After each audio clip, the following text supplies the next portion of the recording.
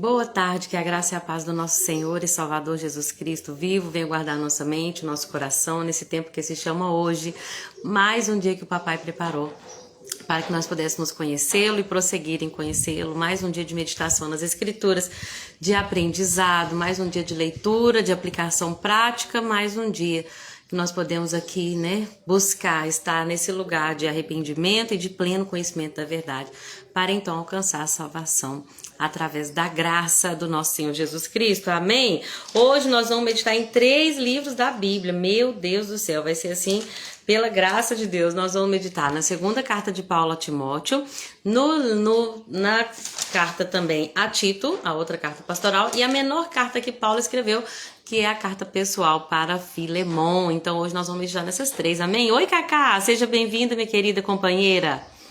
Deus te abençoa. Boa tarde, paz do Senhor Jesus. Espero que vocês estejam bem, viu? Você e sua casa. Tenham todos uma semana muito abençoada. Vamos falar com o papai? Vamos clamar pela graça dele? Senhor Jesus, tudo é por ti, tudo é para ti, tu é a glória, esse projeto é teu, a palavra é tua, eu sou só um instrumento, o Senhor é quem governa todas as coisas, o Senhor é quem sustenta todas elas e tudo é pela força do poder do Senhor, ó Deus. Tudo acontece pela tua vontade, por meio de ti, Senhor. Sem ti nada do que foi feito se fez. Então, Jesus, eu te peço e clamo pela tua graça, pelo teu favor, para que nós tenhamos uma hora agora, Senhor, guiados pelo teu Espírito Santo, para falar aquilo que aprouver ao teu coração, aquilo que é da tua vontade, que não seja ensino de homem, Senhor, mas que seja o poder de Deus, o poder transformador do Evangelho, que nos ensine, Senhor, a esperar no Senhor e a confiar no Senhor, a ter em ti a nossa recompensa, Senhor, apesar de tribulações, de dores, a colocar em ti a nossa confiança e esperança. No dia do retorno do Senhor, no dia da vida, o dia que a vida se manifestar, que esse seja o nosso objetivo, Senhor. Eu te peço, ensina-nos, em nome de Jesus. Amém? Vamos então começar com a segunda carta de Paulo a Timóteo. É uma carta muito... Meu Deus, ela é uma carta sofrida pra mim, assim. Nos últimos anos, quando eu li a segunda carta de Paulo a Timóteo, eu li chorando.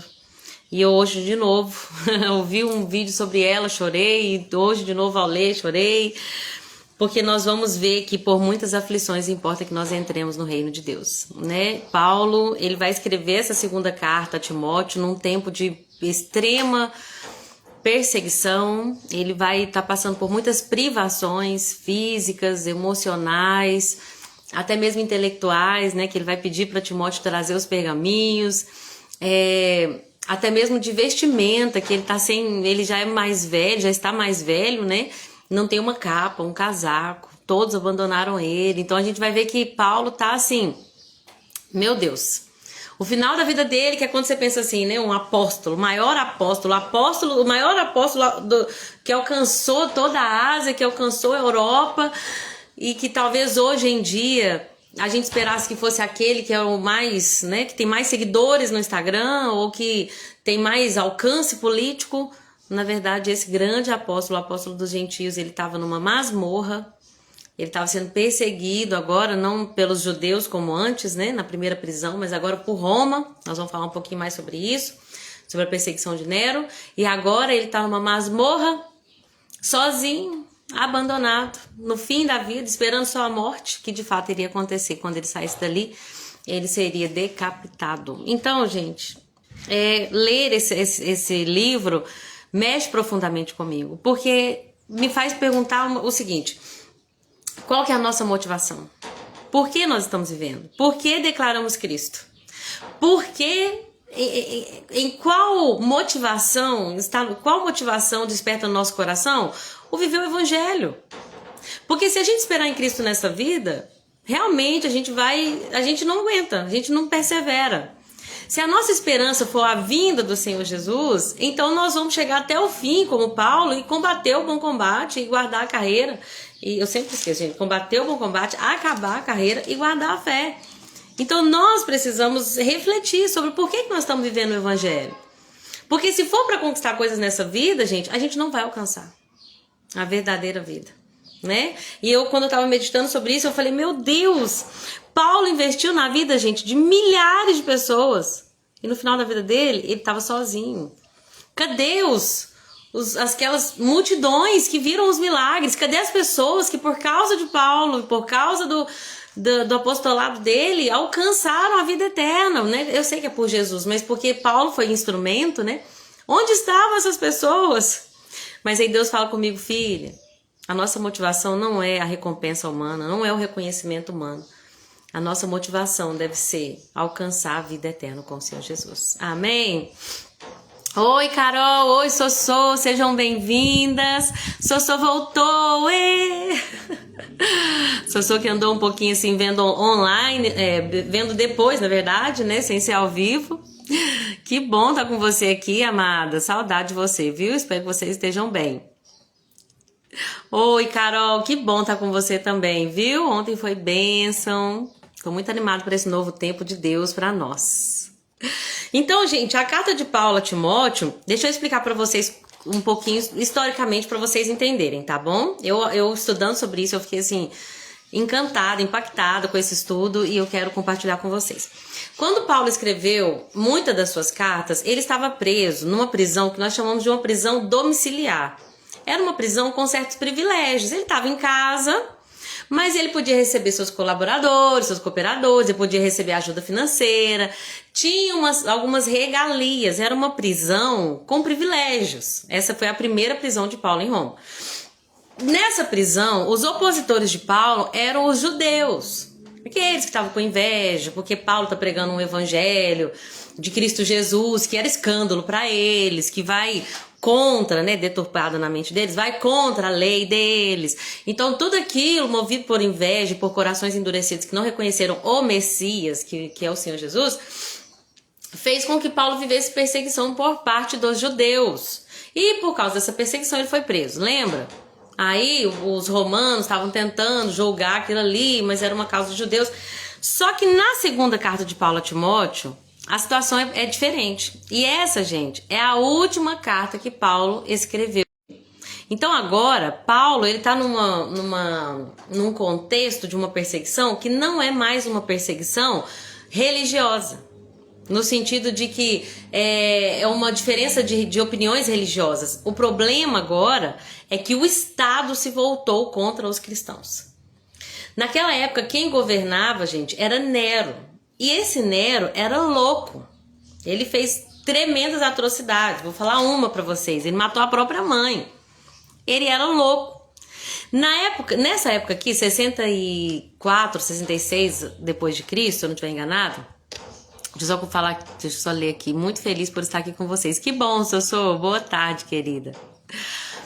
Nessa época, gente, 64, 66, não lembro o nome exatamente, o ano exatamente, aconteceu um grande incêndio em Roma. Isso, a igreja já estava crescendo, até então estava meio que controlado ali, a Roma estava controlando ainda a igreja. Não tinha tanta perseguição, porque não estava uma coisa assim fora de controle, só que aconteceu um incêndio em Roma. E das 14 áreas, bairros, distritos, ou no jeito que eu pesquisei aparecia zonas, dessas 14 zonas que faziam parte de Roma, 10 foram incendiadas e 4 ficaram intactas. Dessas 10 que foram incendiadas, 3 ou 4, se eu não estiver enganado, ficaram totalmente destruídas. A maneira como essas pessoas moravam ali em Roma eram casas de madeira, muitas vezes usavam fogo para aquecer. Pode ter sido uma questão mesmo de um incêndio que se tornou incontrolável, mas que aconteceu por causas naturais, né, de probabilidade. Mas muitos vão dizer que, na verdade, o louco do Nero, que botou fogo em tudo, isso não tem como a gente afirmar, tá bom? Eu vou dizer o que muitos creem. Muitos creem que Nero queria revitalizar Roma, queria fazer ali, começar a tirar aqueles bairros insalubres e começar a expandir o palácio, começar de novo. Então vão dizer que ele que começou esse incêndio criminoso. Tem até um quadro dele tocando lira enquanto ele viu as chamas do incêndio, mas isso não dá pra gente bater o pé e firmar, né? Onde a palavra não tem voz, a gente não põe os ouvidos. Mas o fato é que dessas 10 áreas queimadas, eram 10 de 14. 10 áreas era onde tinha mais pessoas romanas e as outras 4 que não sofreram com o incêndio, estava cheia de cristãos. Então, o que muitos vão entender? Que o Nero precisava de um álibi, alguém para botar a culpa. Então, ele botou fogo lá em tudo. Em Roma, depois comprou os terrenos ali próximo do palácio por preço vil, né? Baratinho, tá tudo queimado. Continuou uma expansão ali. Não dá para saber exatamente se foi isso, tá? Mas o fato é que, o que a história conta? A história conta que 10 das 14 zonas foram queimadas. 4 dessas que não foram queimadas eram habitadas principalmente por cristãos. Então, o que o Nero pôs na cabeça de todo mundo, ou que ele mesmo entendeu? Quem botou fogo em Roma foram os cristãos. E aí, gente, começou uma intensa perseguição aos cristãos. Oi, mãezinha, tudo bem? Seja bem-vinda. Chiquinha também já entrou. Estamos meditando na segunda carta de Paulo a Timóteo, a última carta que Paulo escreveu. E eu tô contando qual que era o contexto aqui da época, né? Então, qual que era o contexto da época, gente? Agora, não são os judeus que estão se levantando contra os cristãos, como antes, os de Jerusalém, os fariseus. Não, agora o que está acontecendo é que Roma, o império que governava o mundo daquela época, né? O maior império daquela época era que estava indo contra os cristãos. E o Nero, louco, enfurecido, talvez usando isso como álibi, botou as culpas nos cristãos e começou uma intensa perseguição a ponto de que os cristãos eram amarrados, gente, e feitos de tochas humanas. Sabe, estamos sem luz aqui, estamos precisando de um poste. Amarrava-se um cristão numa estaca, né, num poste, e botava fogo nele. E nós vamos ver muitos relatos de cristãos que iam ser queimados cantando louvores ao Senhor. O fato é que quando Paulo foi preso, nessa condição agora, ele foi preso, mas agora ele não está numa prisão domiciliar mais com privilégios. Agora ele está numa masmorra. E a única expectativa que ele tem é que ele vai sair de lá e ele vai morrer. Ele não vai sair de lá. Ele vai terminar com a morte essa prisão. Lembra que na carta aos Filipenses ele tinha aquela expectativa: eu acho que eu vou ser liberto, se eu for morto, ótimo, porque eu vou estar com Cristo, que é muito melhor, né? É bem melhor. Mas se eu ficar vivo, tem muita coisa para fazer. A gente crê que de fato ele foi liberto dessa primeira prisão, teve uma terceira viagem missionária, fez muitas coisas, e depois que ele vai cair nessa prisão aqui, quando ele vai escrever para a segunda carta de Paulo a Timóteo, né? E aí aqui ele tá numa masmorra. E o que acontece, gente? Agora, ser cristão não é só mais uma questão de ideologia, não que fosse, né? Mas para muitos ali, ou na verdade para todos daquela época, dizer que era cristão e estar associado com Paulo se tornou algo perigoso. Inclusive, quando Paulo fala assim, olha, Demas me abandonou, tendo amado o presente século, eu achava assim, eu acho que o Demas amou as coisas dessa vida, e ele se tornou materialista, mas quando eu estava lendo e estudando hoje, o que veio no meu coração, talvez não é isso. Não é que ele amou as coisas desta vida no sentido de querer ganhar dinheiro, enriquecer, não. Talvez ele amou a própria vida porque ele pensou, eu vou morrer. Se eu continuar com Paulo, eu vou morrer. E talvez por causa disso ele amou mais o presente século. Então, gente, a situação de Paulo era triste. A pessoa que mais pregou, que mais se doou e que mais sofreu, terminou a vida sozinho. Sozinho, nem totalmente sozinho, nós vamos chegar lá. Mas abandonado por todos, diante das autoridades, sem o seu casaco, sem seus livros. Mas tinha alguém que não o abandonou. Vamos falar então sobre essa segunda carta? Lembrando que Timóteo é um filho na fé de Paulo, né? E uma coisa que a gente sempre vai ver os estudiosos falar é que Paulo sempre está incentivando Timóteo, provavelmente porque ele era uma pessoa tímida. Inclusive quando fala que, olha, Timóteo, aviva a chama do dom que há em ti, provavelmente porque Timóteo poderia estar esmorecendo. Não se envergonhe do evangelho, provavelmente porque talvez ele pudesse ter começado a ficar com vergonha. Nosso Deus, é muito perigoso isso, gente. Se eu falar que eu sou discípulo de Paulo, eu vou morrer com ele. E Paulo vai falar, sofre as aflições. Sofre as aflições. Vamos lá, vamos falar então sobre versículo por versículo. Ele começa se identificando, Paulo, apóstolo de Cristo, pela vontade de Deus, enviado para anunciar a vida que ele prometeu por meio da fé em Cristo Jesus. Gente, nosso maior objetivo é a vida que nós recebemos em Cristo Jesus, a vida eterna. E ele vai chamar Timóteo de meu filho, amado, e vai saudá-lo com graça, misericórdia e paz. Ele diz, Timóteo, eu dou graças a Deus por você, meu filho. A esse Deus a quem eu sirvo com consciência limpa, eu sempre me lembro de você nas minhas orações, dia e noite. É um pai, né, gente? Eu quero muito rever você porque eu me lembro das suas lágrimas, meu Deus. Eu me lembro da sua fé sincera, que começou, é um legado. A fé que você tem, Timóteo, é um legado. Começou na sua avó, Lloyd, que ela transmitiu para sua mãe, Eunice, e que a sua mãe Eunice transmitiu para você. Uau! E essa fé continua firme. Por isso eu quero te lembrar. Aviva, reaviva a chama do dom que Deus te deu quando eu impus a mão sobre vocês. Não deixe a perseguição te esmorecer, Timóteo. Não deixe os dias maus te desanimar, Timóteo. Não deixe as dificuldades fazer você parar, Timóteo. Reaviva a chama que há em ti, do dom que você recebeu quando eu impus a mão sobre você, Timóteo. Porque Deus, Timóteo, Deus não deu pra gente espírito de temor. Deus não nos criou pra gente ficar com medo. Deus deu pra gente não um espírito de temor ou covardia, mas sim um espírito de poder, de amor e de moderação.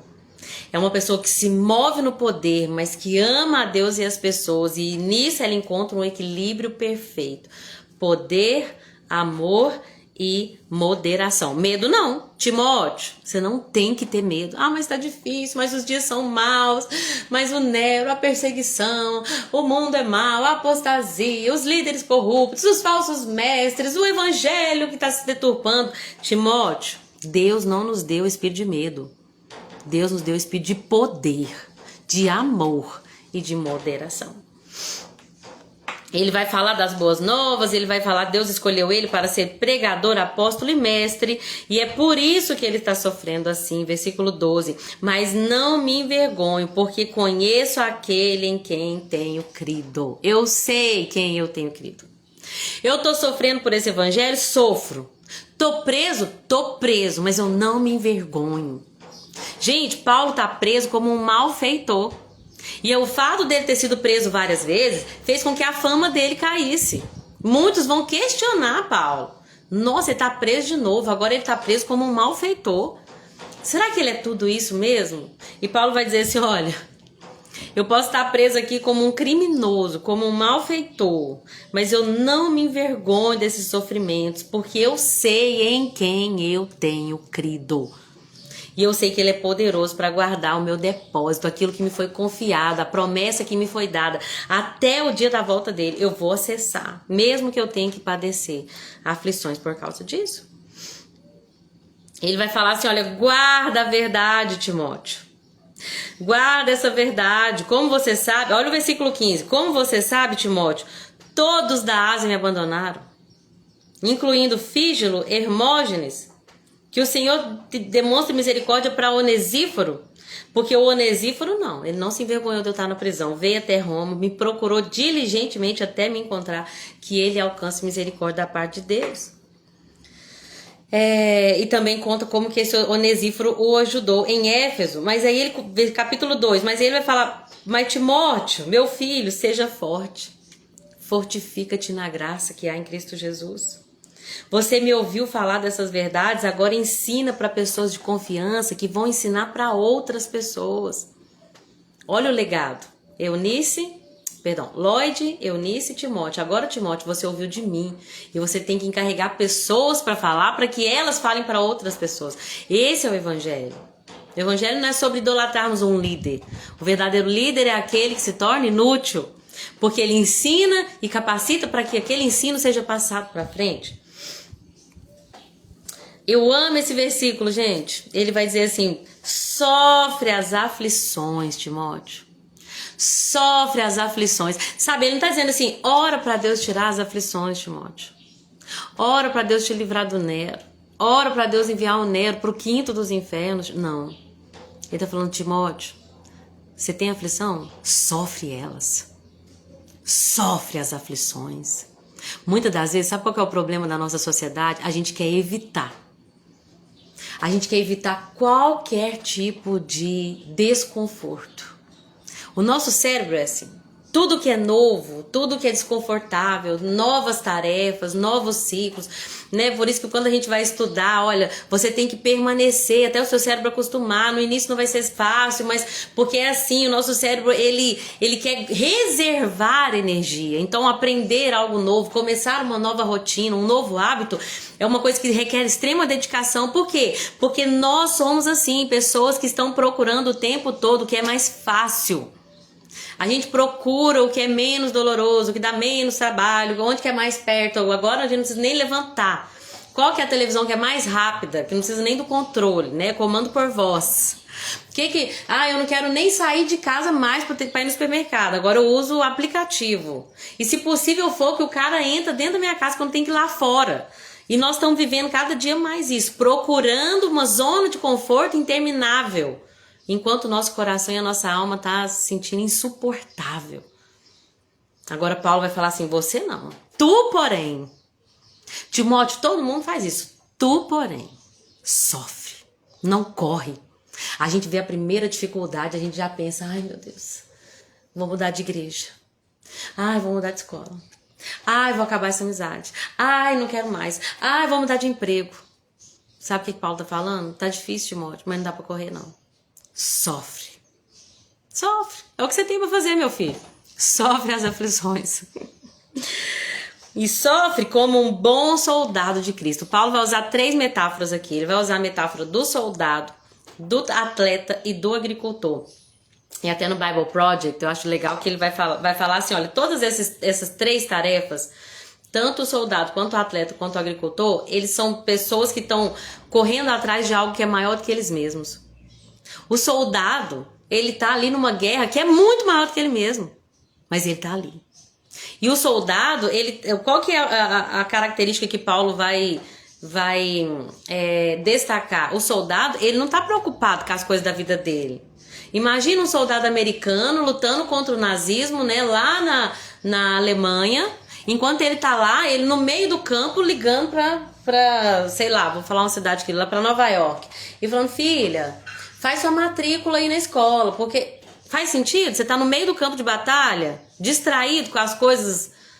Calma, peraí. Você, enquanto você tá na guerra, alistado na guerra, você não se envolve com assuntos da sua vida civil. Por quê? Porque você quer agradar aquele que te alistou, te arregimentou. O bom soldado, ele não se distrai com as coisas dessa vida.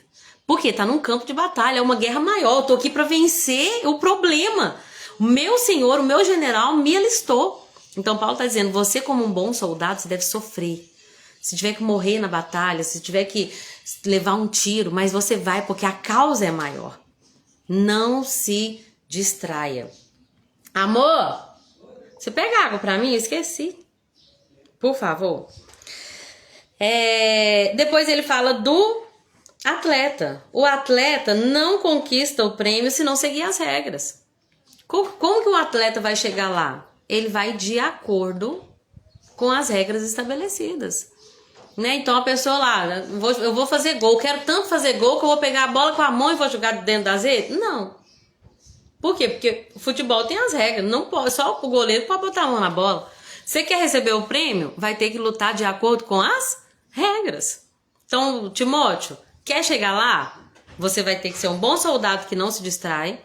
Você vai ter que ser um atleta que luta conforme as regras. E como um lavrador que trabalha arduamente. E é o primeiro a colher o fruto do seu esforço. E você vai ter que permanecer, né, com disciplina, trabalhando em prol desse objetivo, a fim de fato, alcançar, né, o prêmio, que é o fruto da colheita. Não é verdade? Quando a gente planta uma coisa, a gente fica lá e ara a terra e joga a semente, né? Quando eu tinha a terra em casa, e ara a terra e joga a semente, goa todo dia, você não vê nada, de repente sai uma mudinha, continua goando, tira a praga, não sei o que, até que você pode de fato desfrutar. Obrigada. E é tão bom poder desfrutar, mas antes, até que chegue isso, tem todo um processo. E o lavrador tem que viver todo o processo. Ele vai dizer, olha, lembre-se de Jesus Cristo, que é descendente do rei Davi, e que ele ressuscitou dentre os mortos, e esse é o evangelho, esse é o meu evangelho, o evangelho que eu vos anuncio. É por causa desse evangelho que sofro e estou preso como um criminoso, mas a palavra de Deus não está presa. Paulo está falando, não depende só de mim. Vocês não precisam se preocupar porque eu estou preso, porque a palavra de Deus não está presa. E eu, portanto, estou disposto a suportar qualquer coisa, se isso trouxer salvação e glória eterna em Cristo Jesus para os que foram escolhidos. Meu Deus. Essa é uma afirmação digna de confiança. Versículo 11 do capítulo 2, tá? Se morrermos com ele, também com ele viveremos. Se perseverarmos, com ele reinaremos. Se o negarmos, ele nos negará. Mas se formos infiéis, ele permanecerá fiel, porque não pode negar a si mesmo. Paulo continuou falando, né, lembrando que essa carta de Paulo é uma carta pastoral, uma carta, né, para um jovem pastor, bispo, ancião, ancião no sentido de líder, né, da igreja.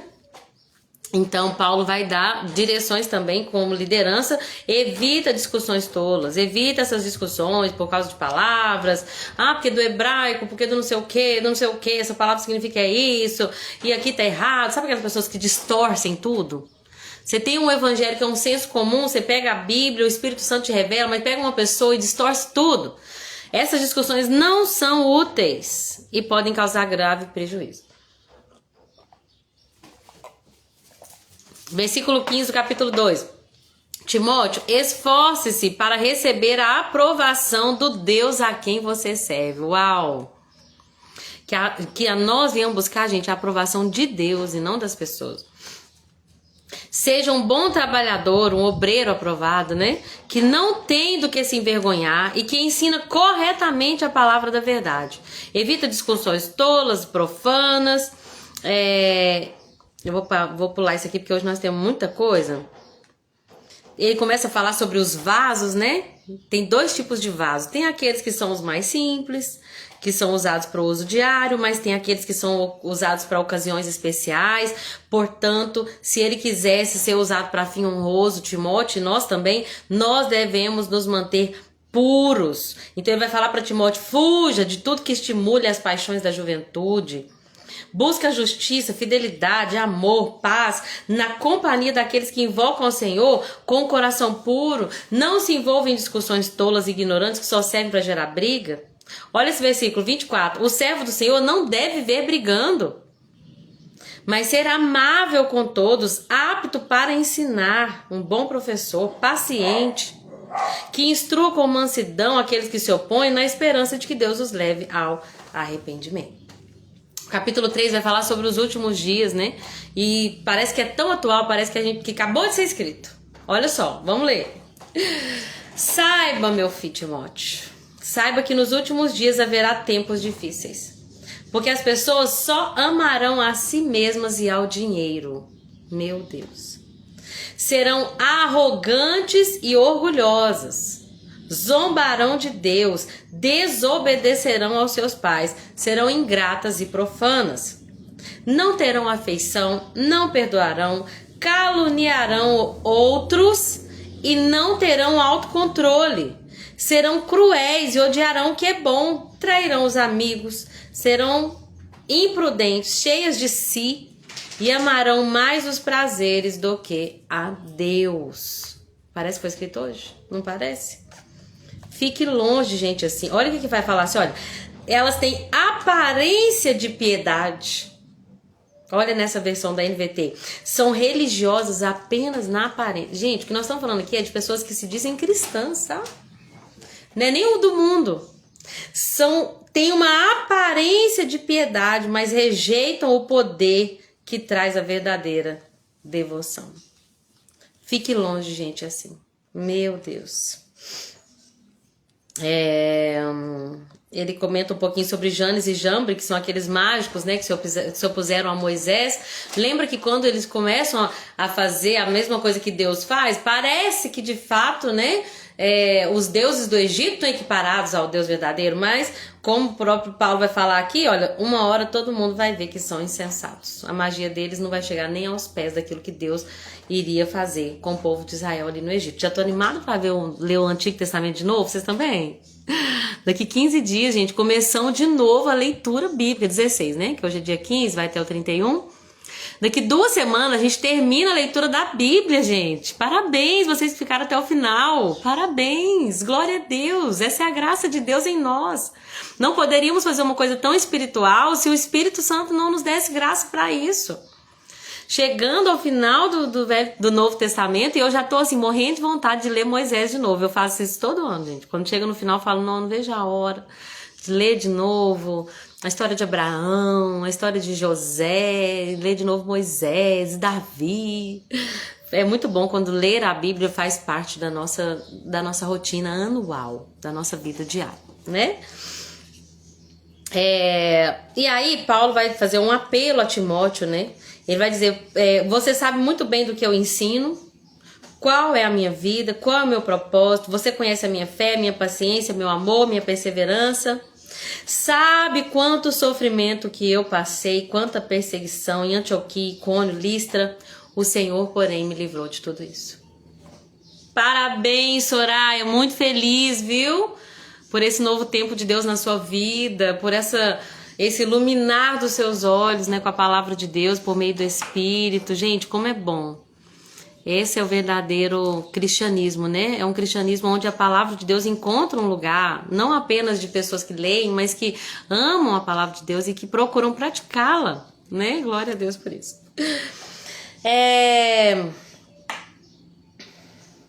Aí, gente, ele vai dizer, o Senhor, porém, me livrou de tudo isso. Versículo 12 do capítulo 3. Sim, e todos que desejam ter uma vida de devoção em Cristo Jesus sofrerão perseguições. Quem quiser viver piamente para agradar a Deus vai sofrer perseguições. Mas os perversos vão de mal a pior. Então a gente pode estar sofrendo aqui, mas tem uma vida que vai nos ser revelada eterna, grandiosa, gloriosa com Cristo. Agora o perverso, ele vai de mal a pior. Ele sim, vai de mal a pior. Tu, porém, deve permanecer fiel àquilo que foi ensinado. E olha que lindo, Paulo vai explicar para nós aqui que Timóteo teve um contato com as escrituras desde a infância. Ele começou falando da avó e da mãe de Timóteo, mostrando esse legado.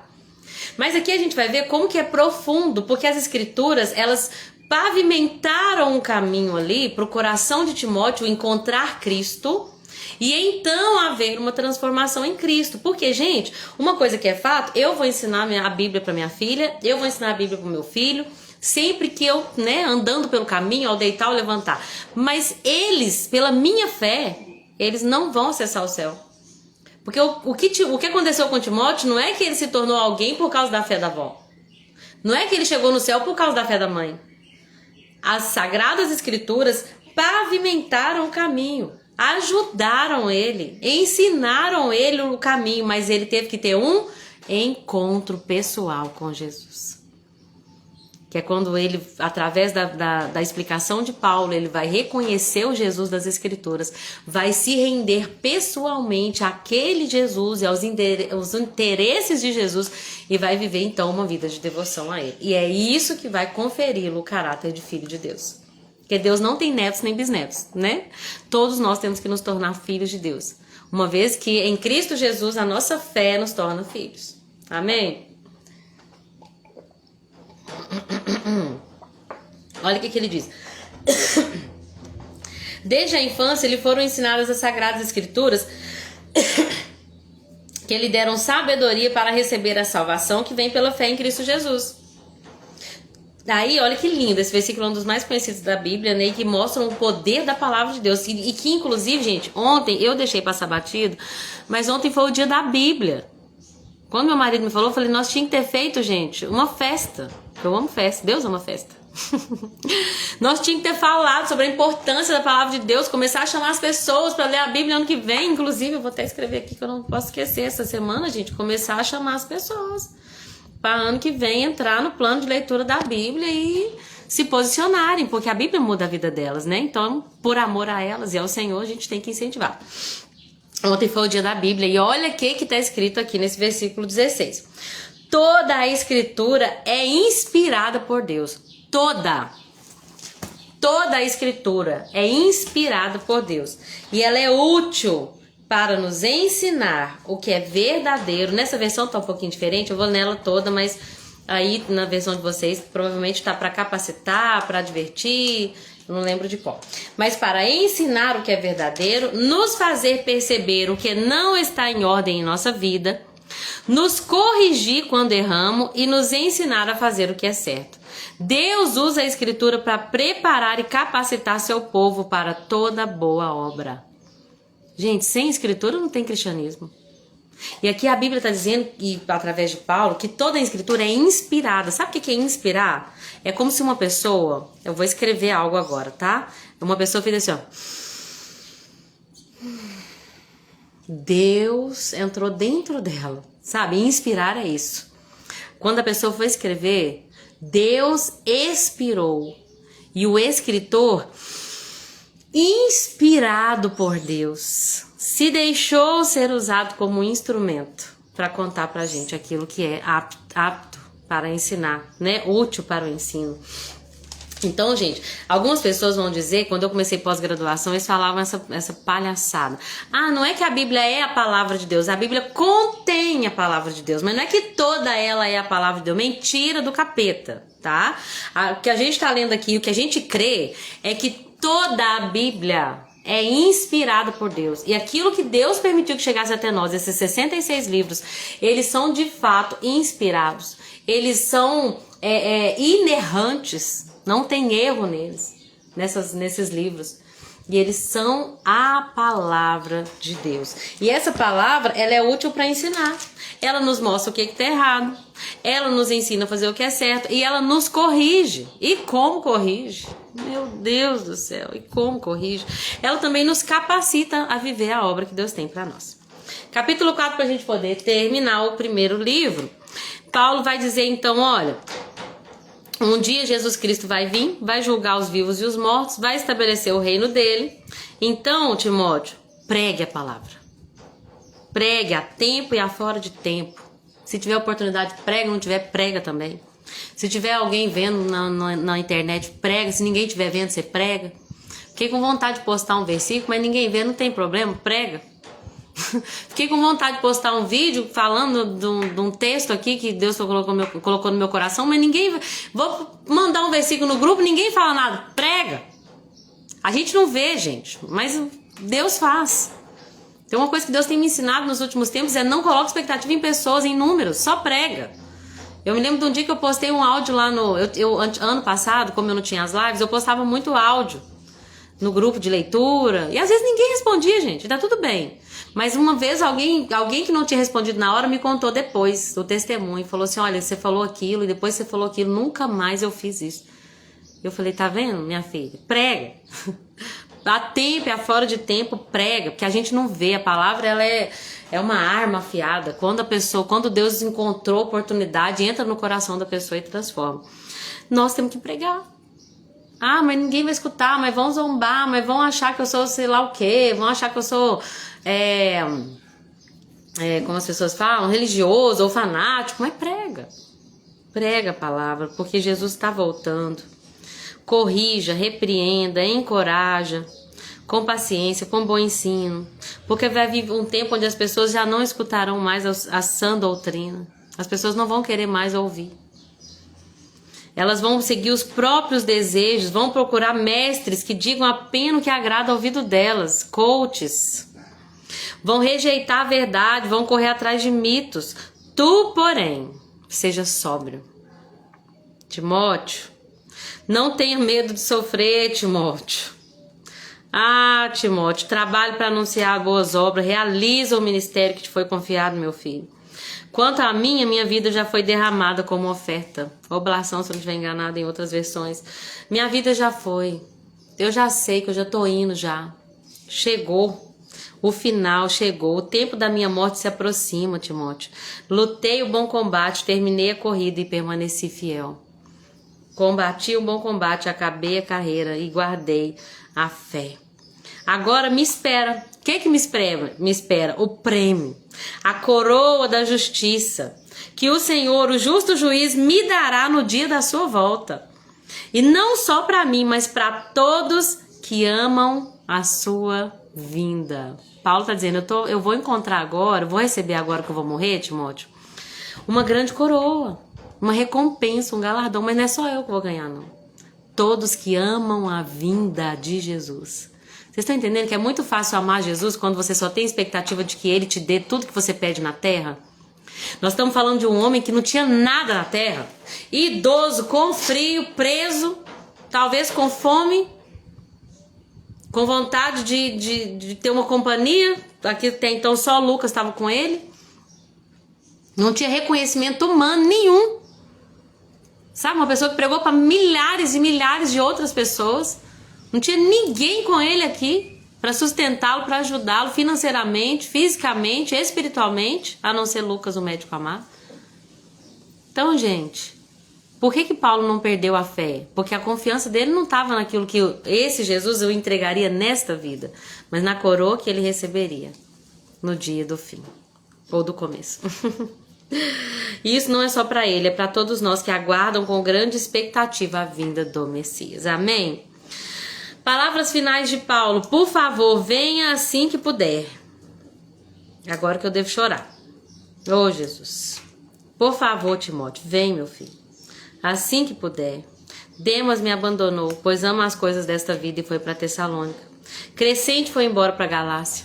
Tito foi para Dalmácia. Apenas Lucas está comigo. Traga Marcos com você, porque ele é muito útil no ministério.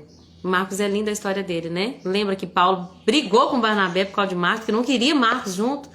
E agora Paulo está dizendo, traz o Marcos com você. Ele é muito útil para mim. Deus restaura tudo, né, gente? Quando vier, não esquece de trazer a capa que deixei em Trode. Gente, esse homem não tinha nem capa. Ele vai falar para Timóteo, vem antes do inverno, senão eu vou morrer de frio.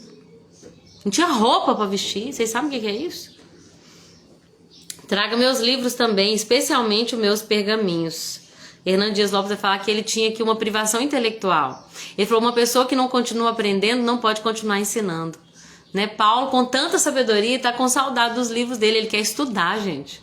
Quem somos nós? O cara que escreveu esse monte de coisa teológica, profunda, que Pedro vai dizer que é até difícil de entender. Até Pedro vai falar. As coisas que o irmão Paulo escreve é difícil de entender. E ele queria continuar estudando até o último dia da vida dele. Nós também temos que querer estudar. E aí ele vai dizer, olha, o Alexandre me prejudicou, que Deus lhe dê a paga. Toma cuidado com ele. Olha o versículo 16. Na primeira vez que fui levado perante o juiz, ninguém me acompanhou. Todos me abandonaram. Que isso não seja cobrado deles. Mas o Senhor permaneceu ao meu lado. Amém? O Senhor permaneceu ao meu lado e me deu forças para que eu pudesse anunciar as boas novas plenamente. Ele me livrou da boca do leão. Sim, o Senhor me livrará de todo ataque do maligno e me levará em segurança para o seu reino celestial.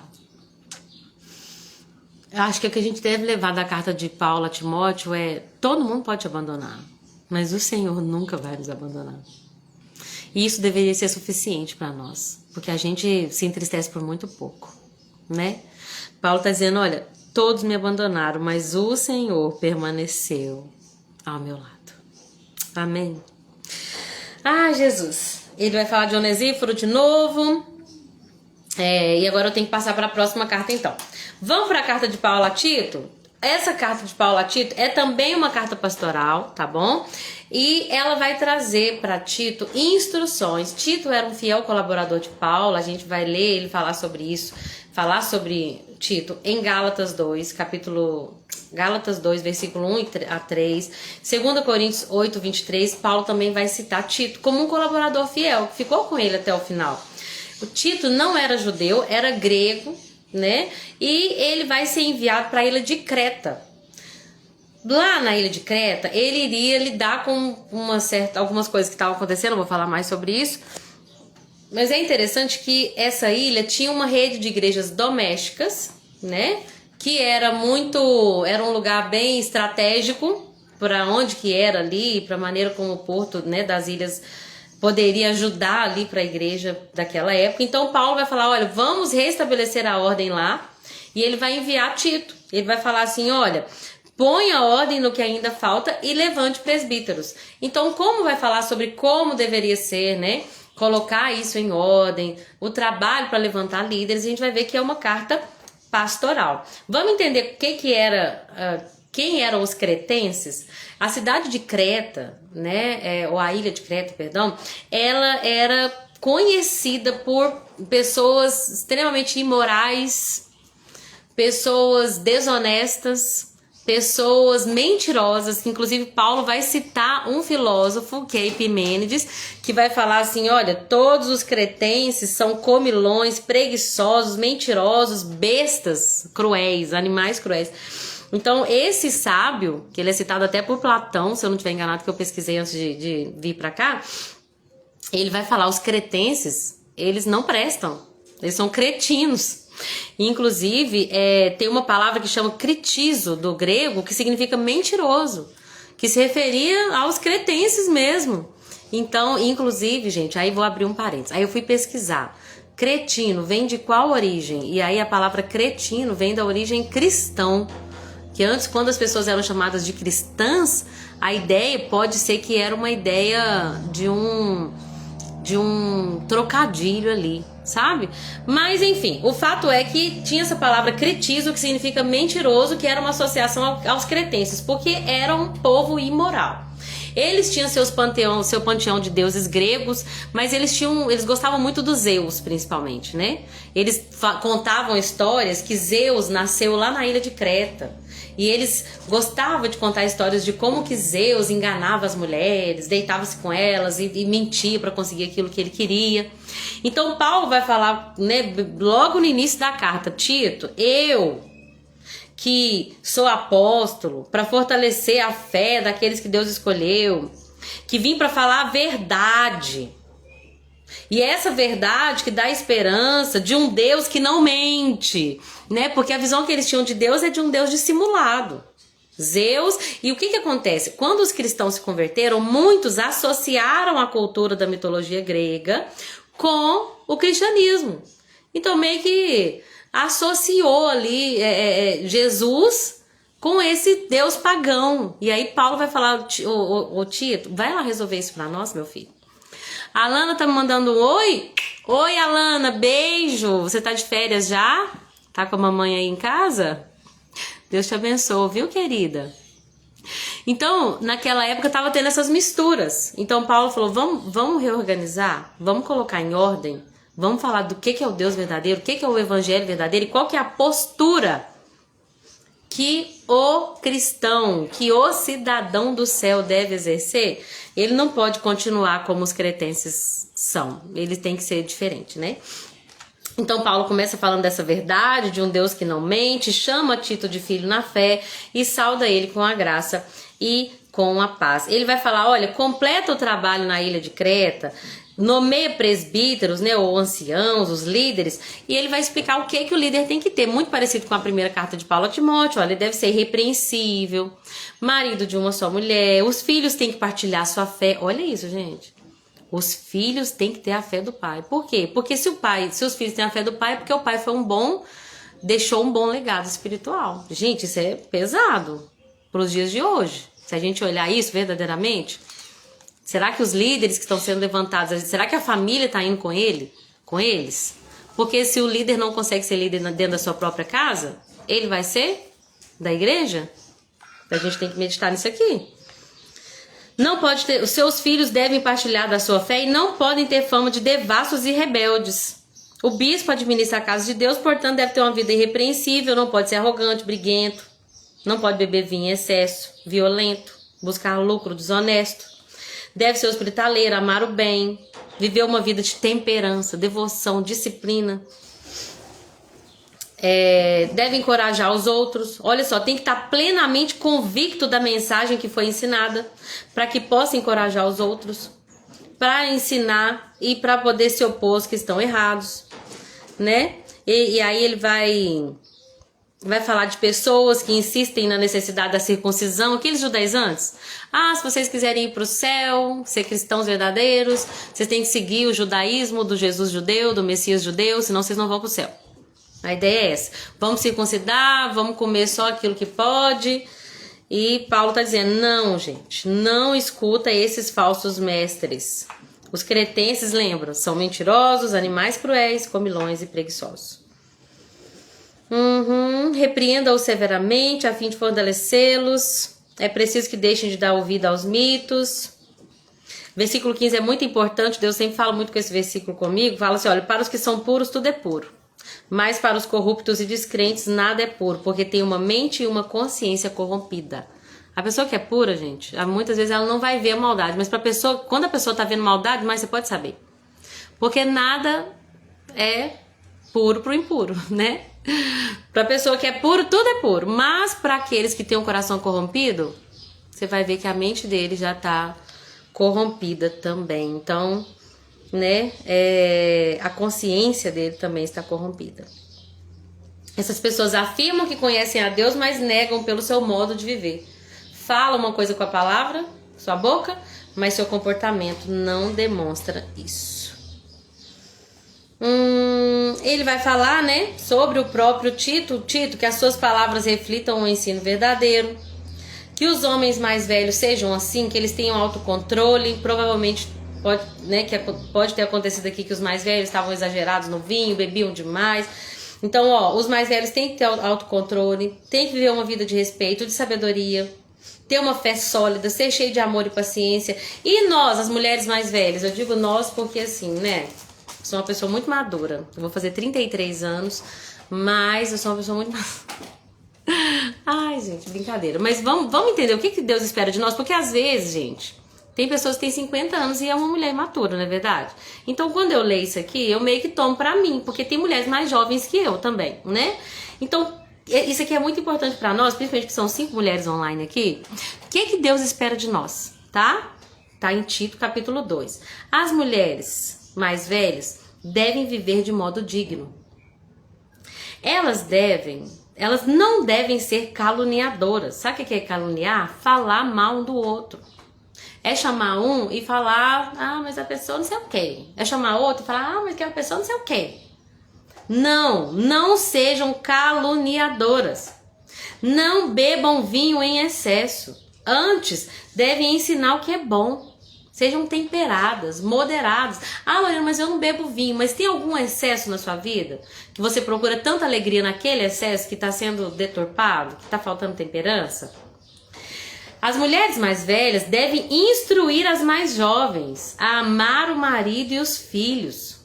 Olha, a viver com sabedoria e pureza. A trabalhar no lar. Olha isso. A fazer o bem e a serem submissas ao marido. Uau! Assim, não envergonharão a palavra de Deus. Da mesma forma, incentive os homens mais jovens a viver com sabedoria, com prática de boas novas, integridade, seriedade. A sua mensagem, Tito, ela tem que ser tão correta a ponto de ninguém te criticar. Ninguém vai encontrar ponto negativo em você.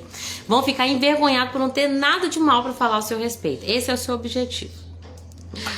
Aí vai falar sobre os escravos, como que os escravos deveriam agir. E aí tem um versículo que talvez seja o mais famoso de Tito, que eu gosto muito, que fala: porque a graça de Deus foi revelada a todos os homens. A graça de Deus foi revelada a todos os homens e ela traz salvação. É essa graça que nos instrui a abandonar o estilo de vida ímpio e os prazeres pecaminosos e a viver de maneira justa, piedosa e sábia. Então a graça de Deus, ela é uma graça que nos salva, mas é uma graça que também nos capacita a viver uma vida de devoção, uma vida longe do pecado, uma vida de pureza. Amém? Nós precisamos dessa graça, gente, porque a gente lutar contra o pecado no nosso próprio peito, nós vamos cair todos os dias e todo o tempo. Se nós formos lutar da nossa própria força, nós não vamos alcançar, mas existe uma graça capacitadora que é derramada sobre todos os homens. E ela capacita-nos a viver uma vida justa e piedosa e sábia diante de Deus. Amém? No capítulo 3, ele vai falar um pouquinho também sobre como todos devem se sujeitar à autoridade, não deve caluniar, evitar briga. Deixa eu resumir aqui, gente. Eu acho lindo esse versículo 5 do capítulo 3 que fala: Ele nos salvou não porque tivéssemos feito algo justo, mas por causa da sua misericórdia. Ele nos lavou para remover nossos pecados, nos fez nascer de novo e nos deu uma nova vida por meio do Espírito Santo. Esse Espírito Santo ele derramou generosamente sobre nós por meio de Jesus Cristo, nosso Salvador. Por causa de sua graça nos declarou justos e nos deu a esperança de que herdaremos a vida eterna. Amém? Vamos terminar então com o nosso último livro de hoje, que é o livro de Filemon. Gente, a menor carta do Novo Testamento é a segunda carta que João, o apóstolo João, escreveu. Segunda epístola de João. Mas a carta de Paulo a Filemon é a menor carta que Paulo escreveu.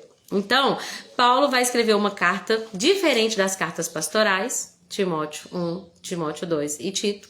Diferente das cartas que era para admoestar a igreja, que era para trazer a doutrina da salvação. Essa carta é uma carta para uma pessoa especificamente, que era Filemon, é uma carta pessoal de Paulo. O que aconteceu com Filemon? Ele tinha o Onésimo, que era um escravo dele. E esse Onésimo, por algum motivo, fugiu do seu senhor, deixando ali um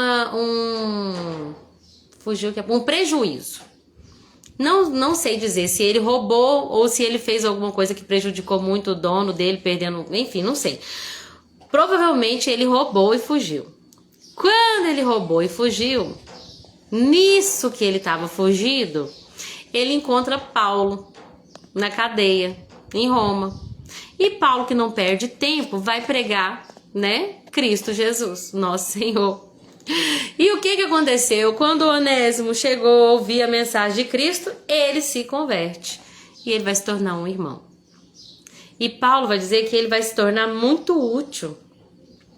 E é interessante porque a palavra Onésimo, o nome Onésimo, vindo do grego, significa útil, proveitoso, vantajoso. Paulo vai até fazer um trocadilho com esse nome. Antes ele era inútil, mas agora ele vai ser um Onésimo para você. Agora ele vai ser útil para você.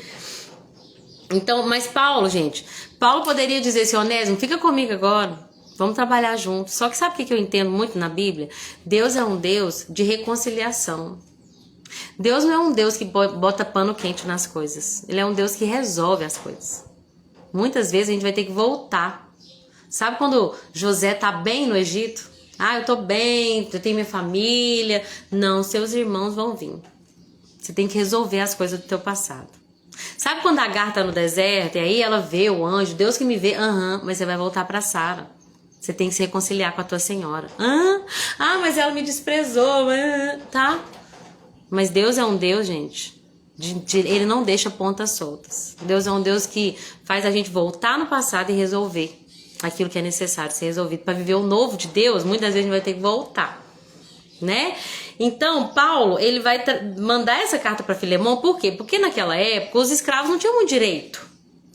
Direitos humanos, não tinha nada disso. Então, um escravo que foi pego fugido, que fez alguma coisa errada, ele poderia ser punido assim, severamente. Só que Paulo vai fazer um clamor aqui para Filemon. Ele começa saudando Filemon, falando que ele, junto com o irmão Timóteo, vai estar mandando essa carta para ele, para a irmã Áfia, que provavelmente era esposa de Filemon, e para o colaborador Arquipo, companheiro de luta. Parece que Filemon era uma pessoa muito influente, um crente muito influente na igreja de Colosso, um líder, Também tinha uma igreja que encontrava na casa dele, a igreja se reúne na sua casa. E aí ele sauda com a graça e a paz, e ele começa a falar: olha, eu dou graças a Deus por você na minha oração, Filemon, você é uma bênção para nós, meu filho. Eu escuto da sua fé, do seu amor por todo o povo santo. Você ama o povo santo, não ama, Filemon? Eu sei que você ama. Agora eu quero orar para que você coloque em prática a comunhão que vem da fé.